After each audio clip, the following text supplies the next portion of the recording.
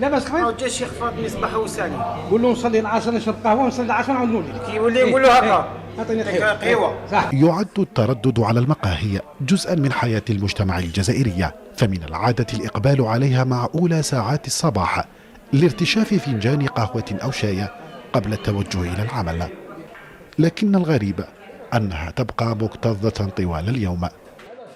يجي ليه ما يجي ليه يجي يدخل للمريض المليح الماشي مليح هكذا.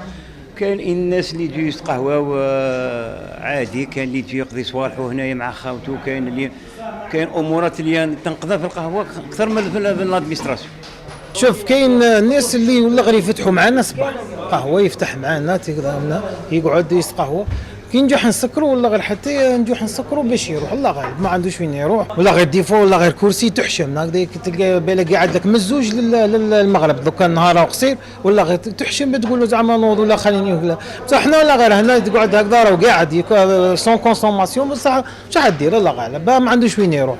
بالنسبة للبعض هي ملاذ للهروب من شبح البطالة ولقتل الوقت، وللبعض الآخر هو أفضل الأماكن لمناقشة المشاكل وتقصي الأخبار، وأحيانا أخرى لإبرام الصفقات والتشاور.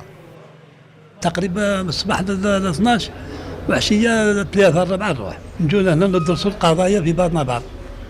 يجي واحد عنده قضية تاع شؤون أسرة، تاع اجتماعي، تجاري، بحري، أحوال شخصية، نعطي له التوجيهات اللي بيروح لها قبالة مقيد. نحن نقولوا اللي موش خدام وما يصيبش عليها يجي للقهوة، وفي القهوة يبانوا لك تما راح تريها مع الفئات كاع في القهوة، مع الطبيب، مع القاري، مع اللي ماشي قاري، كل واحد صديق قادر في القهوة تلقى خدمة. على 8 ولا 8 ونص نص قهوة، وانا انسان متقاعد نجي للقهوة نسترزق.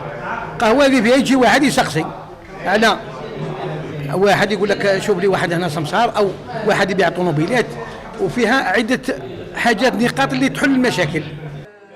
على قدر ما يحمله التردد على المقاهي في نظر البعض من فرص لربط العلاقات أو مصدرا لكسب الرزق، لكن الأكيد أن المكوث فيها طوال اليوم وبدون هدف عادة سلبية في المجتمع.